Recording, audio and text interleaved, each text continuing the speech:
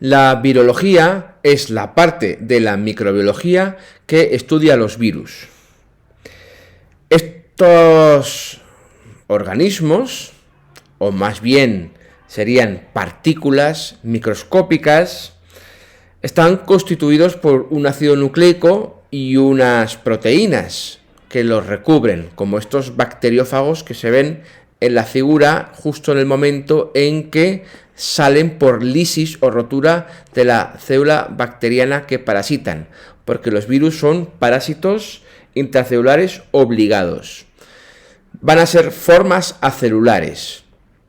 Por tanto, la primera característica de los virus sería esta, su sencillez, ¿no? Son muy sencillas, como por ejemplo este sería el CoV-SARS-1, es decir, el virus causante del SARS, un pariente del coronavirus actual, y podemos ver que no están constituidos por células, por eso son formas acelulares. También son microscópicos de tamaño muy pequeño, estarían en un nivel de organización inferior al de las células, correspondiente más bien al de los orgánulos o estructuras macromoleculares. Son parásitos intracelulares obligados, eso significa que necesitan entrar en una célula para poder realizar las funciones vitales, porque son incapaces de realizarlos de forma independiente.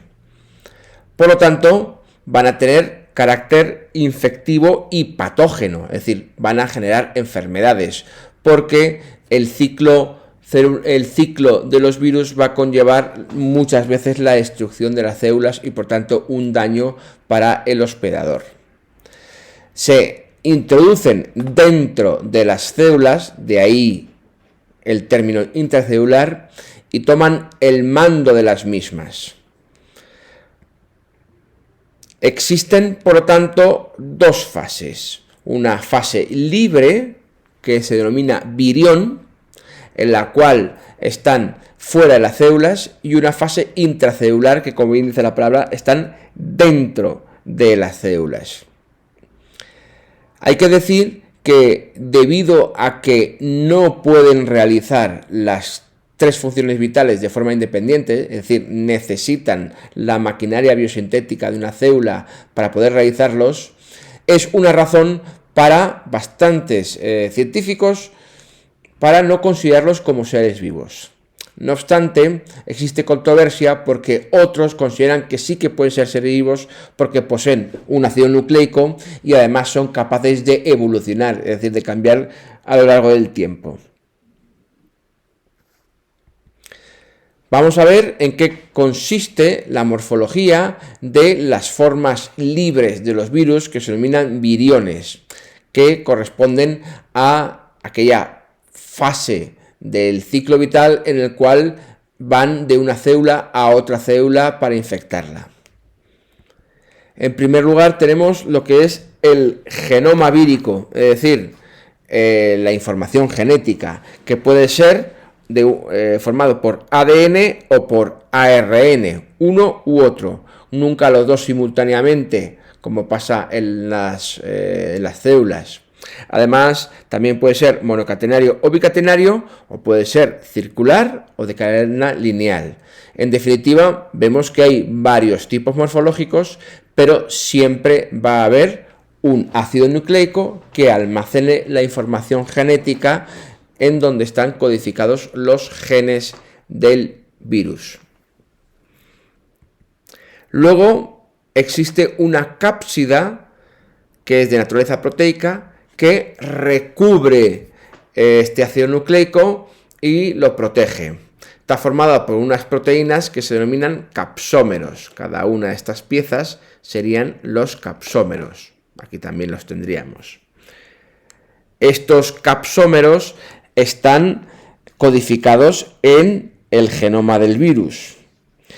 Como podemos ver, se van disponiendo unos a otros para dar una serie de formas que son variadas, pero generalmente suelen ser poliédricas, helicoidales, otras más complejas, pero siempre de una forma regular o simétrica, de tal modo que nos va a servir para clasificar los diferentes tipos de virus. Por ejemplo, tenemos aquí una forma icosaédrica, tenemos aquí en el mosaico del tabaco una forma helicoidal en torno al ácido nucleico. Luego aquí ya tenemos en este bacteriófago, tenemos ya una cápsida compleja con una cabeza icosaédrica y una cola incorporada. Y luego aquí tenemos, por último, un virus con envoltura membranosa, que está presente solamente en algunos virus, como por ejemplo este retrovirus. Esta envoltura membranosa, esta membrana procede de la célula infectada y tiene la estructura de bicapa lipídica con proteínas, muchas de ellas son víricas, propias de la membrana celular. Pero no está en todos, está en algunos virus. Lo que sí que está en todos los virus es el genoma vírico, ADN o ARN, y la cápsida. En virtud de la morfología del virión, podemos clasificar los virus en orden a varios criterios. Por ejemplo, cómo es el genoma vírico, ya hemos dicho ADN o ARN, monocatenario o bicatenario, lineal o circular.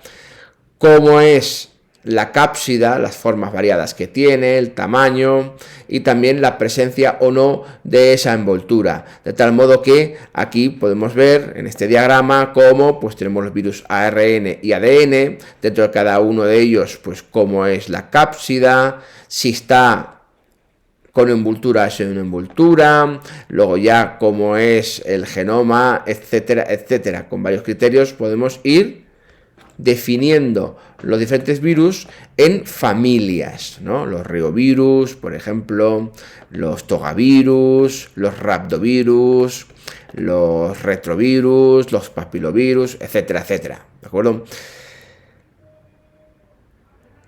Cada familia tendrá sus especies. Por ejemplo, los coronavirus constituyen una familia de virus. Hay aproximadamente una cuarentena de especies, de las cuales 7 afectan a la especie humana. Vamos a considerar ahora el ciclo vital de un virus, también denominado de multiplicación vírica, puesto que los virus, más que dividirse en dos, lo que hacen es multiplicarse, de tal modo que un virus que infecta una célula, después de completar este ciclo, puede generar numerosísimos virus. Por ejemplo, el coronavirus SARS-CoV-2 es capaz de generar 100.000 copias a partir de un solo virión. Existen dos ciclos, ciclo lítico y ciclo lisogénico. Vamos a verlo en primer lugar en un bacteriófago, es decir, en aquellos virus que infectan a bacterias, concretamente el bacteriófago T4. Vemos las siguientes fases del ciclo lítico. Primero se produce la fijación. La fijación se produce mediante la placa basal que tienen en la cola de la cápsida y se realiza mediante receptores proteicos que existen en la pared bacteriana. A continuación se produce la penetración, en este caso inyección del genoma, que en este caso es un ADN, que a través de la cola y de la pared bacteriana va introduciéndose en el citoplasma. La pared la atraviesan gracias a la liberación de lisocimas, que son enzimas hidrolíticos que destruyen la pared bacteriana. Y luego la inyección se realiza por contracción de las proteínas de la vaina de la cola.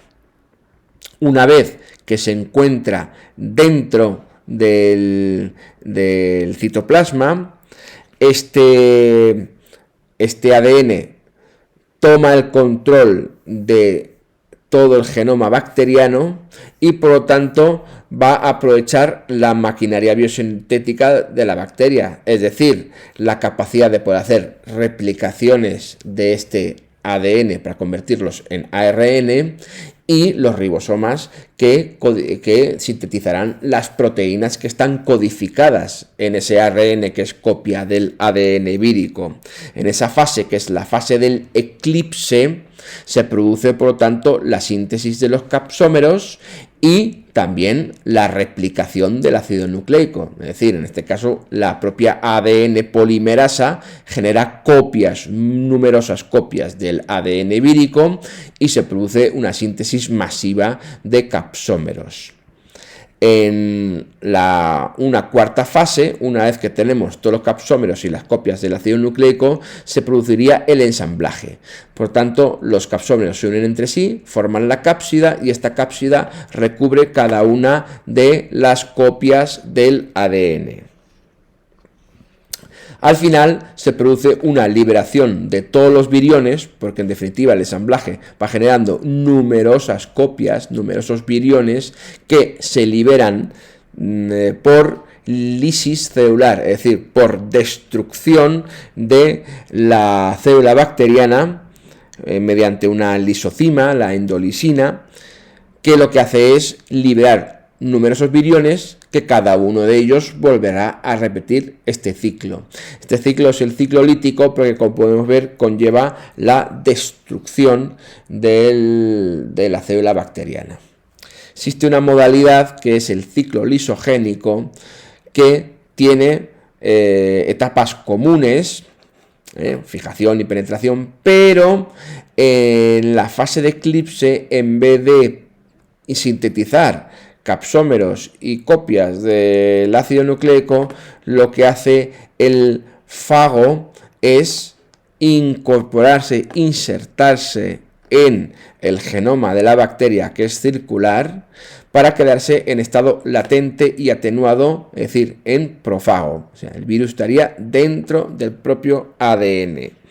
En ese momento estamos en un estado atenuado, es decir, que ya queda como parado, como en stand-by, y la bacteria pues sigue realizando sus actividades fisiológicas normales.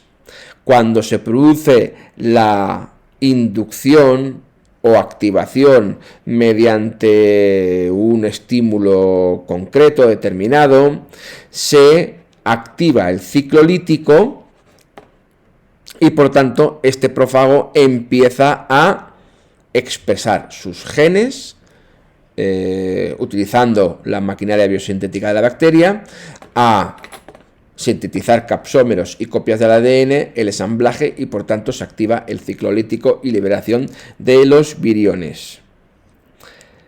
Mientras la célula lisogénica, que así se denomina la célula que tiene el prófago dentro de su genoma en estado latente, esta célula va a ser inmune frente a las infecciones de este mismo virus. También, si la bacteria se divide, va a dividirse también, por supuesto, el prófago que está contenido en el cromosoma bacteriano.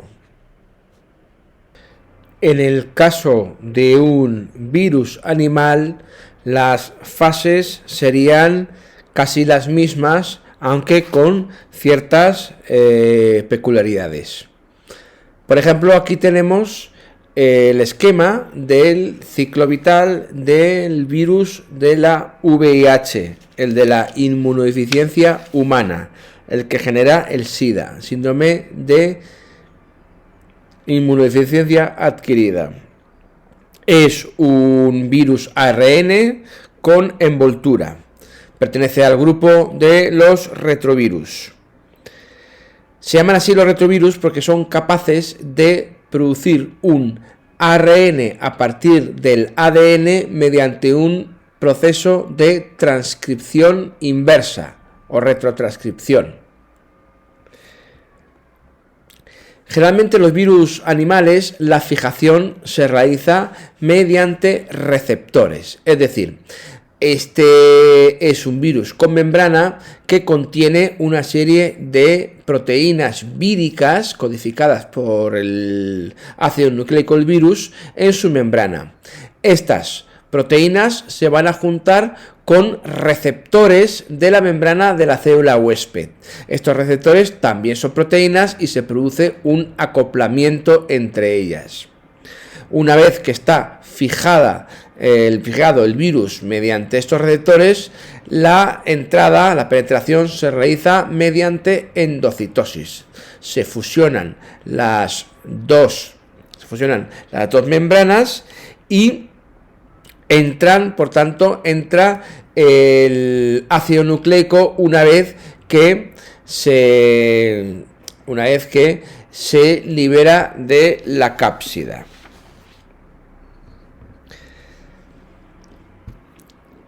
Este ácido nucleico es el ARN del virus. Este ARN va a introducirse en el citoplasma y lo primero que va a hacer es la expresión del gen de la transcriptasa inversa. Es decir, esto va a generar una proteína que va a ser la transcriptasa inversa, que lo que va a hacer es copiar este ARN y generar un ADN de doble cadena. Esta ADN de doble cadena se dirige hacia el núcleo, pasa por los poros y se integra en el genoma de la célula gracias a la acción de una enzima que se denomina integrasa. Ya tenemos, por lo tanto, el virus en estado de provirus latente dentro del genoma celular, ya insertado. Esto nos puede recordar un poquitín a los ciclos lisogénicos del virus, porque puede permanecer en estado de provirus durante un tiempo largo, hasta 10 años, que sería la fase asintomática del SIDA, de esta enfermedad.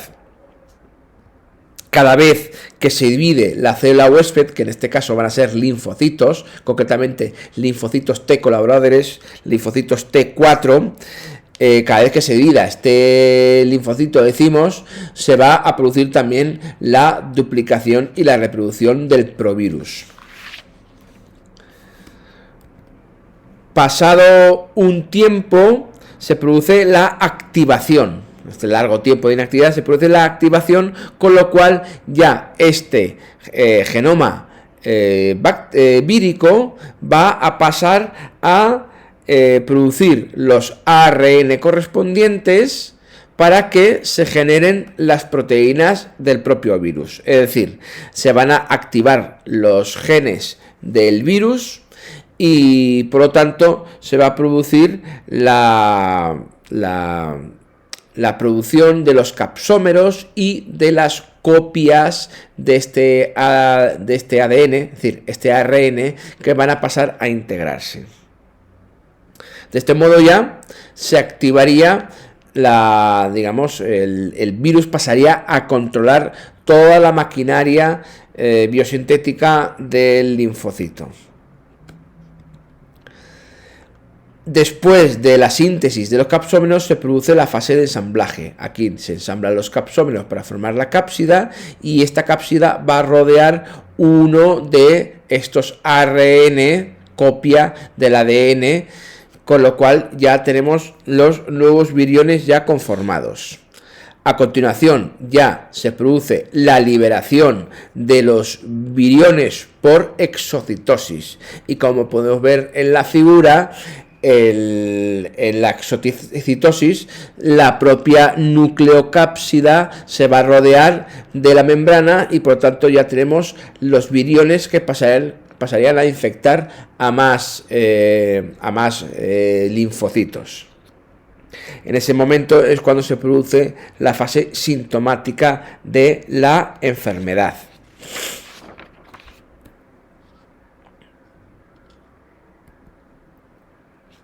Ya por último, podemos mencionar otras formas acelulares más sencillas todavía y de menor tamaño, aparte de los virus, que son los viroides y los priones. Los viroides consisten únicamente en un ADN monocatenario circular que se encuentra desnudo, es decir, sin ningún tipo de cápsida o cubierta protectora. El tamaño va a ser también bastante menor. En vez de tener miles de nucleótidos, van a tener cientos de nucleótidos.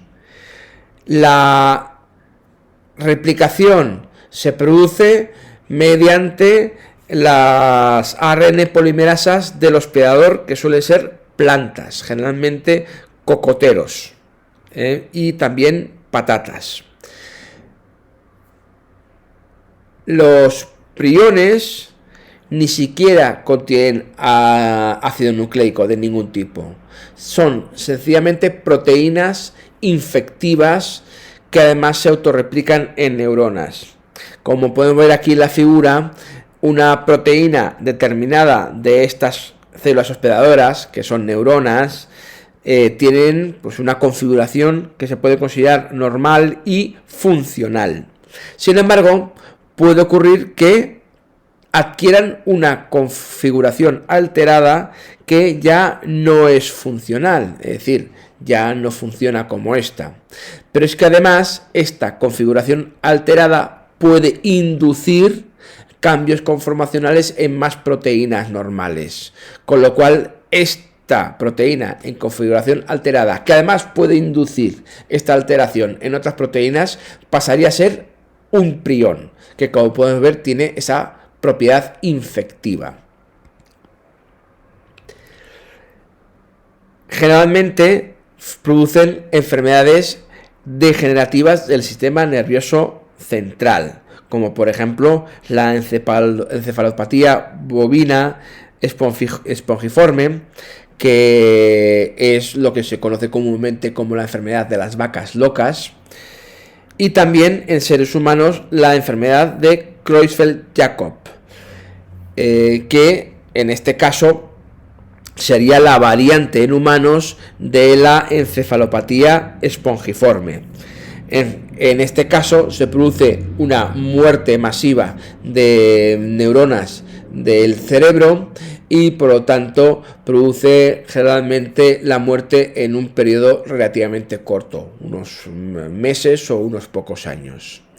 Además, en el caso de la enfermedad de Creutzfeldt-Jakob en humanos, muchas veces se generan por la ingesta de carne de vacuno que haya sufrido la enfermedad de la encefalopatía bovina. De tal modo que por vía digestiva alimentaria se incorporan estas proteínas en configuración alterada que, si pasan el proceso digestivo y pasan al torrente sanguíneo, acaban también llegando al sistema nervioso central y a su vez inducir alteraciones en la configuración de las proteínas funcionales.